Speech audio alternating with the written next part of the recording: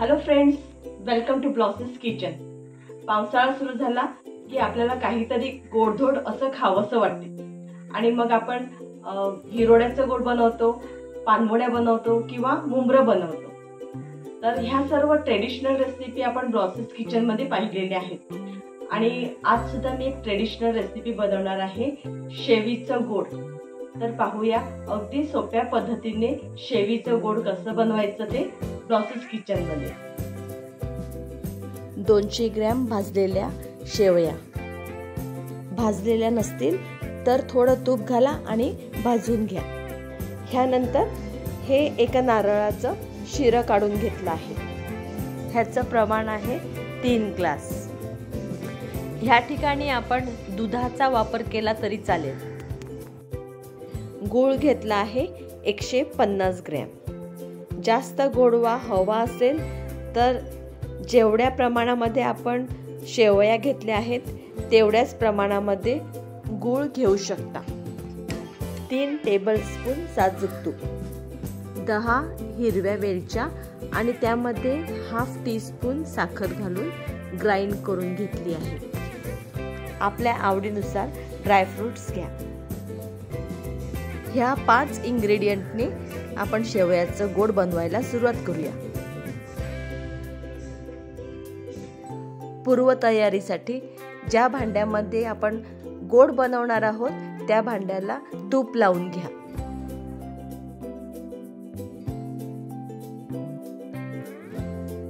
केळीचं किंवा हळदीचं पान ठेवा खाली। हळदीच्या पानाने सुद्धा गोडाला मस्त फ्लेवर येतो।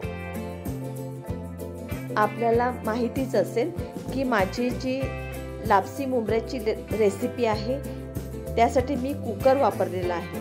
कुकरमध्ये मी हे लापसी मुंबरं बनवलेलं होतं। हे शेवयाचं गोड सुद्धा आपण तशाच प्रकारे कुकरमध्ये बनवू शकतो किंवा दाखविल्याप्रमाणे पातेल्यामध्येच करा। पानाला सुद्धा अशा प्रकारे थोडं तूप लावून पातेलं गोड बनविण्यासाठी रेडी करून ठेवायचं आहे। भांड्यामध्ये गूळ घातल्यावर गूळ व्यवस्थित मेल्ट होण्यासाठी 2 टेबलस्पून पाणी घाला।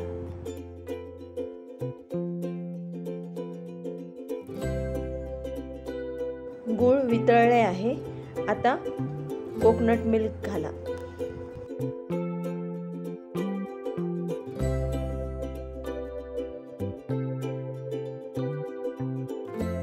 ह्याला एक उकळी येऊ द्या म्हणजे नारळाचं शिरं शिजेल।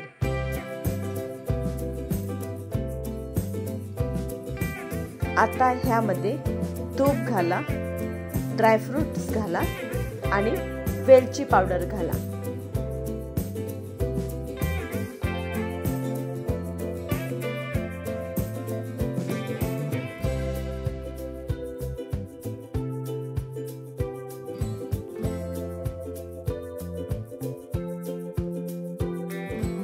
सर्व मिक्स करून घ्या।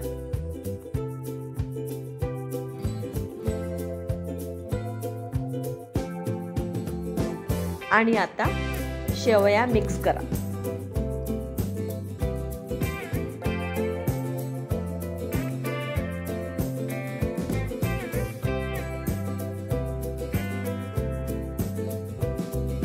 शेवीच्या गोडामध्ये आपल्याला ड्रायफ्रुट्स आवडत नसेल तर घालू नका।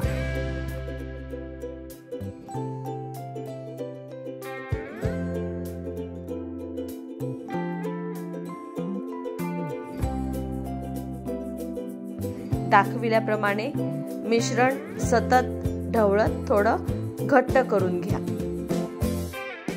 आता हे मिश्रण थोडं घट्ट झालेलं आहे।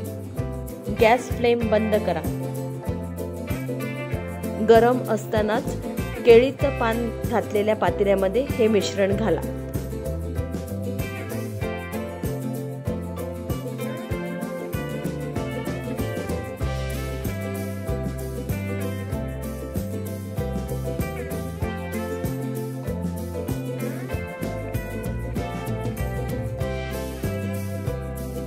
ह्यावर हळदीचं किंवा केळीचं पान ठेवा।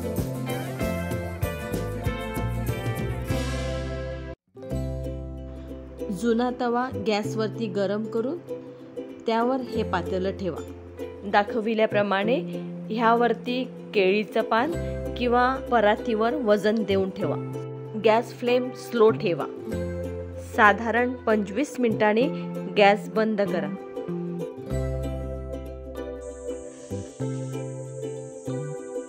थोडं थंड होऊ द्या आणि नंतर त्याचे तुकडे करा.